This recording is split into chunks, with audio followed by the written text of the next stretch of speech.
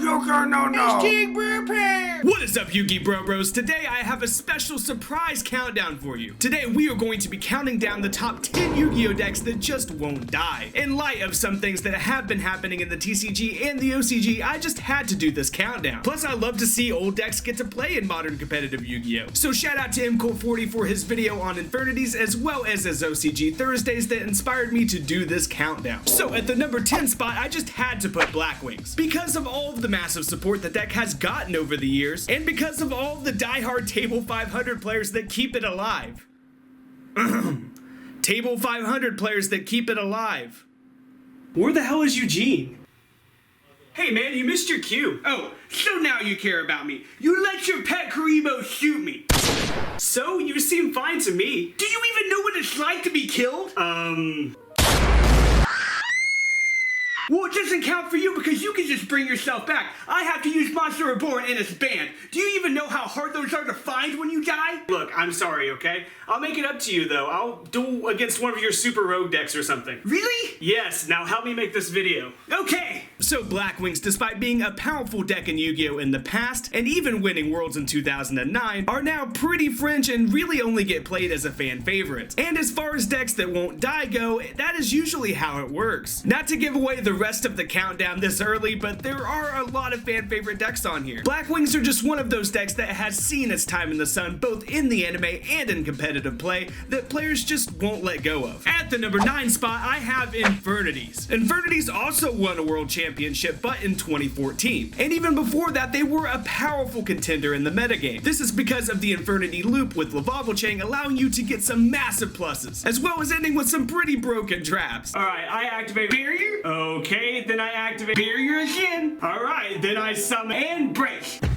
And even though Infernities got butchered on the ban list and only have one Archfiend and only one launcher, people have managed to keep the archetype alive by splashing it into other decks. There has been Infernnity Hero, Infernnity Pendulum, Infernnity Zephyra, the list goes on and on and on. And with Link summoning out now, the most recent variants of the deck are able to spam Firewall Dragons onto the field, making use of Zodiacs and Pendulum summoning. So the wacky and insane combos that Infernities can pull off have lived on for years after the deck's original inception. At the number 8 spot, I have Monarchs. This is actually one of my favorite decks of all time. I loved Domain Monarchs, but I know a lot of other people didn't. Activate Domain. Allure of darkness, my old friend.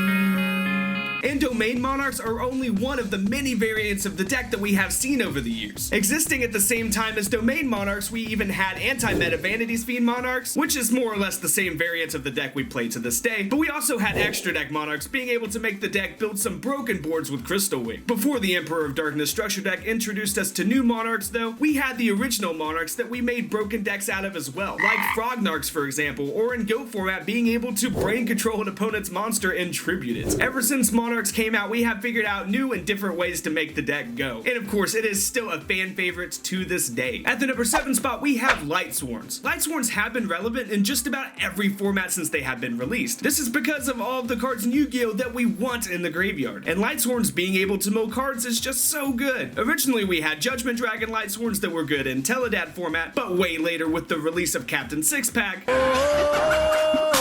It's Mr. Steal Your Girl. we got a Lightsworn monster that could be splashed into anything, as well as making Lightsworns themselves even more powerful. Raiden has been splashed into many various decks, but most notably Shadal and Chaos Dragon variants. And later on with Clash of Rebellions when the Clowns came out, as well as Minerva, originally released to us as a prize card, people created a deck known as Cancer Sworn, which milled a crazy amount of cards to the grave and allowed for insane combos. Most recently, Lightsworns now have the Twilight Sworn archetype as a counterpart, so Lightsworns are still living on to this day. At the number 6 spot, we have Murmillos. Murmillos are a deck that has been played in basically every format since its release. This is really because of its mostly linear strategy for plays that never go out of style. Martian, pop your set card. That activates Artifact Moral Talk.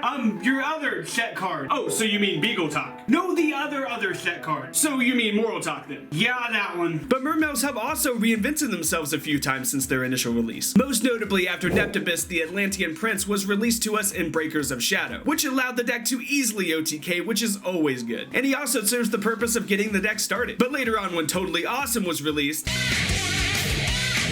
Murmillo players immediately added it to their bag of tricks. Like many of the other decks on this list, Murmillos are a fan favorite. They can adapt to just about any meta and even come in super high rarities. And Yu-Gi-Oh players love shiny things. Mr. Steal Your World. At number 5, we have zombies. Zombies literally don't die.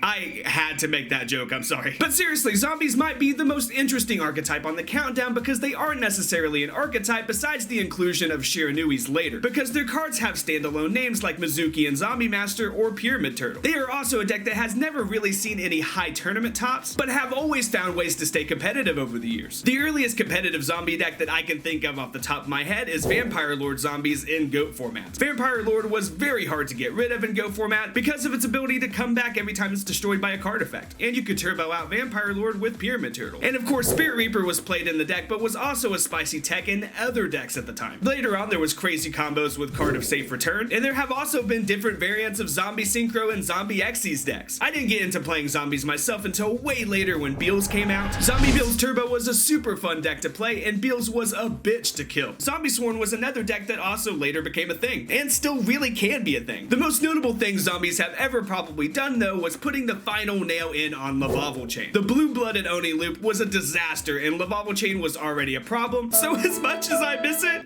it really did have to go. Zombies then fell off for a while, more or less, until the Shiranui archetype came out, which gave them Solitaire, which is a Lone Fire Blossom for the deck that helps out combos. Most recently, however, we have the new Bedtred archetype, so zombies just keep on coming in hordes, it seems like. Only time will tell if the zombie archetype will continue to contribute to the game. Number 4 is my least favorite deck ever, Chainburn. Chainburn, Nurse Burn, and just other Burn FTK decks have managed to steal top slots at events for years now, and even won the Dragon Duel World Championship this year, which is so painful to say. I hate that deck so much. Chainburn is by far the most despised deck on this list, as well as probably being the most despised deck in real life. It's okay though, guys. Chainburn players get to be impaled and burned to death in Simu's hair for all of eternity.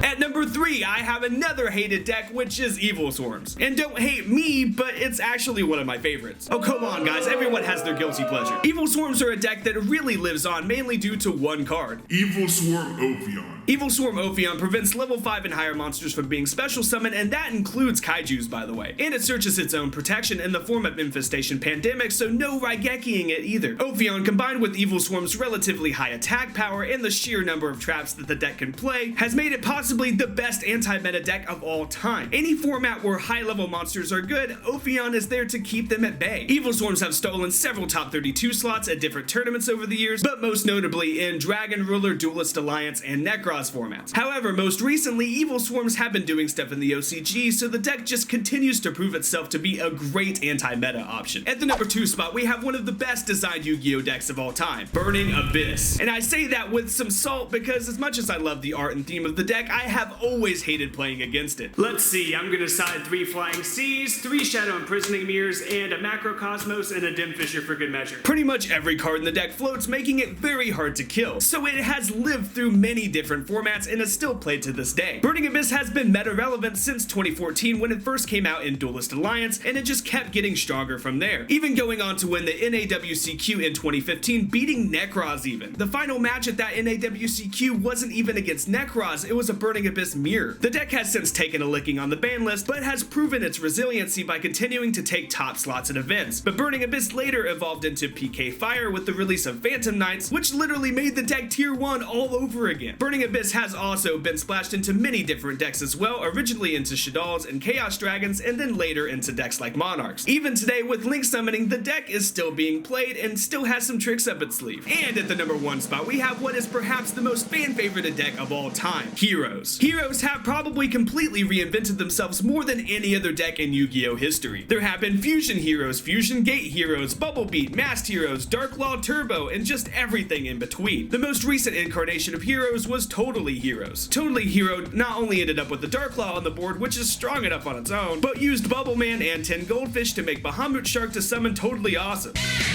which of course, as you all know, negates anything. Totally Hero was by far the most powerful hero variant to date, but sadly we no longer know what the future holds for the deck. But maybe, just maybe, some clever hero players will revive the deck once again. Our hero lives! That is going to do it for this video, guys. If you like this video series, then please be sure to check out my Patreon rewards or leave me a tip through PayPal. The links to those are down in the description. The links to my line of metamats are in the description as well, so you can always support the channel that way. But as always, guys, be sure to dick slap that like button and subscribe.